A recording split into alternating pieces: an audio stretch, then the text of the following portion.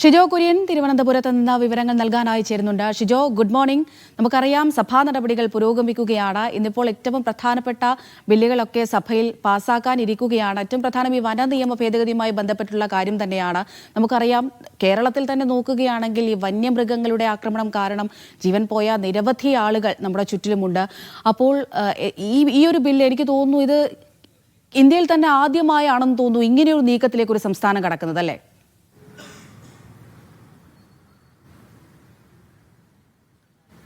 Amrita, good morning. ഇന്നിപ്പോൾ നിയമസഭയെ സംബന്ധിച്ചുകൊണ്ട് ഏറ്റവും പ്രധാനപ്പെട്ട വന നിയമവുമായി ബന്ധപ്പെട്ടുകൊണ്ട് രണ്ട് സുപ്രധാന ബില്ലുകളാണ് നിയമസഭയുടെ പരിഗണനയ്ക്ക് വരുന്നത്.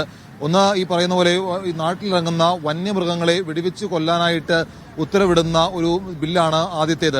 അത് ജില്ലാ കളക്ടറിന്റെ അനുമതിയോടുകൂടി ചീഫ് വൈൽഡ് ലൈഫ് വാർഡന് ഈ വന്യമൃഗങ്ങളെ വെടിവെച്ച് കൊല്ലാൻ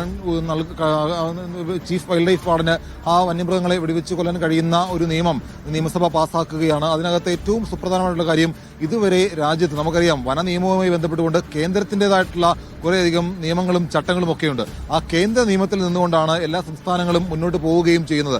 എന്നാൽ ഇത് രാജ്യത്ത് ആദ്യമായിട്ടാണ് നാട്ടിലിറങ്ങുന്ന വന്യമൃഗങ്ങളെ വെടിവെച്ചു കൊല്ലാനായിട്ട് ജില്ലാ കളക്ടറിന്റെ അനുമതിയോടുകൂടി ഒരു വൈൽഡ് ലൈഫ് വാർഡന് അവകാശം നൽകുന്ന അല്ലെങ്കിൽ അനുമതി കൊടുക്കുന്ന ഒരു നിയമം കേരള സംസ്ഥാന സർക്കാർ പാസ്സാക്കുന്നത്. അത് ഇന്ത്യയിൽ തന്നെ ആദ്യമായിട്ടാണ്. അത് കാലം കുറേയായിട്ട് കേരളത്തിലെ ജനങ്ങൾ നേരിടുന്ന ഒരു പ്രശ്നങ്ങളാണ്. നാട്ടിലിറങ്ങുന്ന വന്യമൃഗങ്ങളെ വെടിവെച്ച് കൊല്ലാനുള്ള അനുവാദം നൽകണമെന്ന് പറഞ്ഞുകൊണ്ട് ഒരു ജനങ്ങളുടെ പ്രതിഷേധമടക്കം വിവിധയിടങ്ങളിൽ ഉണ്ടാവുകയും ചെയ്തിട്ടുണ്ട്. അപ്പോഴൊക്കെ കേരളം പറഞ്ഞിരുന്നത് ഇത് കേന്ദ്രത്തിൻ്റെതായിട്ടുള്ള പരിഗണനയിലേക്കുന്ന വിഷയമാണ്, കേന്ദ്ര നിയമത്തിനകത്ത് ഭേദഗതി വരുത്തണം, കേന്ദ്രമാണ് ചെയ്യേണ്ടതെന്നൊക്കെ പറഞ്ഞ് കേരളം കുറേ നാൾ നീട്ടിക്കൊണ്ടുപോയി. പക്ഷേ എന്നിട്ടും ഈ വിഷയങ്ങൾക്ക് ഒരു പരിഹാരം കാണാൻ കേന്ദ്രത്തിനും കഴിഞ്ഞില്ല. ഒടുവിലാണ് കേരളം ഒരു നിയമം പാസ്സാക്കാനായിട്ട് തീരുമാനിച്ചത്. നേരത്തെ മന്ത്രിസഭ അതിന് അനുമതി കൊടുക്കുകയും ചെയ്തിരുന്നു. അതുമായി ബന്ധപ്പെട്ടുകൊണ്ട് നേരത്തെ ഒരു പ്രത്യേക മന്ത്രിസഭാ യോഗം ചേരുകയും ചെയ്തതാണ്. എന്തായാലും നാട്ടിലിറങ്ങുന്ന വന്യമൃഗങ്ങളെ സ്പോട്ടിൽ വെടിവെച്ച് കൊല്ലാൻ കഴിയുന്ന വൈൽഡ് ലൈഫ് വാർഡന് വെടിവെച്ച് കൊല്ലാൻ കഴിയുന്ന ഉത്തരവാണ് നിയമസഭ പരിഗണിക്കുന്നത്. ആ ബില്ല് ആദ്യം പരിഗണനയ്ക്ക് വരും. അതിനുശേഷം മറ്റൊരു കാര്യമെന്ന് പറയുന്നത്, ഈ പട്ടയ ഭൂമിയിൽ നിലനിൽക്കുന്ന ചന്ദനമരങ്ങൾ മുറിച്ചു വിറ്റ് ആ പണം കർഷകർക്ക് വനം വകുപ്പിന്റെ അല്ലെങ്കിൽ വനം വകുപ്പ് ഉദ്യോഗസ്ഥരുടെ മധ്യസ്ഥതയിൽ അത് കർഷകർക്ക് നൽകാൻ കഴിയുന്ന അല്ലെങ്കിൽ ഭൂ ഉടമയ്ക്ക് നൽകാൻ കഴിയുന്ന ഒരു നിയമം കൂടി ഇന്നിപ്പോൾ നിയമസഭയുടെ പരിഗണനയ്ക്ക് വരുന്നുണ്ട്. ഈ പട്ടയഭൂമിയിൽ നിൽക്കുന്ന ചന്ദനമരം അത് അവിടെ തന്നെ നിൽക്കുകയാണ്. അതല്ലാതെ അത് മുറിച്ചു വെക്കാൻ അതിന്റെ ഉടമയ്ക്ക് പോലും കഴിയാത്ത ഒരു സാഹചര്യമുണ്ട്. അപ്പോൾ അതുകൊണ്ട് ആർക്കാണ് പ്രയോജനം? അപ്പോൾ കർഷകരുടെ കുറേ കാലമായുള്ള ആവശ്യമാണ് ഈ പട്ടയഭൂമിയിൽ നിൽക്കുന്ന ചന്ദനമരം മുറിച്ചു വിറ്റ് ആ പണം അത് ഏത് ഭൂമിയിലാണ് നിൽക്കുന്നത് അതിന്റെ ഉടമയ്ക്ക് നൽകാൻ കഴിയുന്ന ഒരു നിയമം വേണം. അതിനുവേണ്ടിയുള്ള ഒരു ഇടപെടൽ സംസ്ഥാന സർക്കാർ നടത്തണമെന്നുള്ള ആവശ്യമൊക്കെ നേരത്തെ ഉണ്ടായിരുന്നു. എന്നാൽ ആ കാര്യങ്ങൾ കൂടി ഇന്നിപ്പോൾ നേരത്തെ കഴിഞ്ഞ ഒരു പ്രത്യേക മന്ത്രിസഭാ യോഗം അത് പരിഗണിച്ചതാണ്.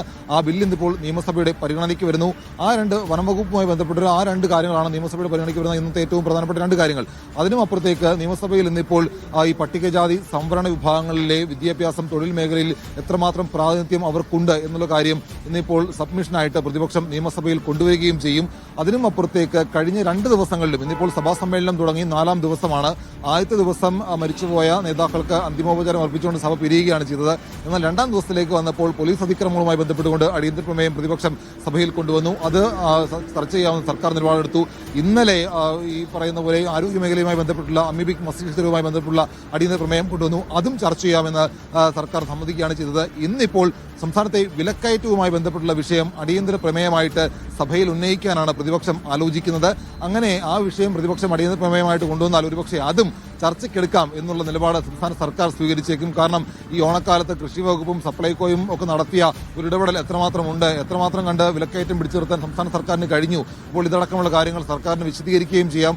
അങ്ങനെയാണ് എങ്കിൽ ഒരുപക്ഷെ ഈ സഭയുടെ ചരിത്രത്തിൽ ആദ്യമായിട്ടായിരിക്കും തുടർച്ചയായിട്ടുള്ള സഭാ സമ്മേളനങ്ങളിൽ ഒരു ഹാട്രിക് വിക്കറ്റ് പോലെ ഹാട്രിക് അടിയന്തര പ്രമേയം ചർച്ച ചെയ്യാമെന്നുള്ള നിലപാട് സംസ്ഥാന സർക്കാർ സ്വീകരിക്കുന്നത്. എന്തായാലും 100% സാധ്യത അടിയന്തര പ്രമേയം ചർച്ചയ്ക്കെടുക്കാൻ തന്നെയാണ്. അങ്ങനെയെങ്കിൽ തുടർച്ചയായിട്ടുള്ള 3ാം ദിവസമായിരിക്കും അടിയന്തര പ്രമേയം സർക്കാർ ചർച്ചയ്ക്ക് എടുക്കാൻ തയ്യാറാകുന്നത്. എന്തായാലും കഴിഞ്ഞ ദിവസങ്ങൾ കണ്ടതുപോലെ തന്നെ സഭ പ്രക്ഷുബ്ധമാകും. അവസാനം പ്രതിപക്ഷം ഇറങ്ങിപ്പോകുന്ന ഒരു സ്ഥിതിയായിരിക്കും ഉണ്ടാവുക. എന്തായാലും ഇന്നത്തെ സഭാ സമ്മേളനത്തിൽ ഏറ്റവും പ്രധാനപ്പെട്ടത് വന നിയമവുമായി ബന്ധപ്പെട്ടുള്ള 2 നിയമങ്ങൾ സഭയുടെ പരിഗണനയ്ക്ക് മുമ്പാകെ വരുന്നു എന്നുള്ളതാണ്. അമൃത.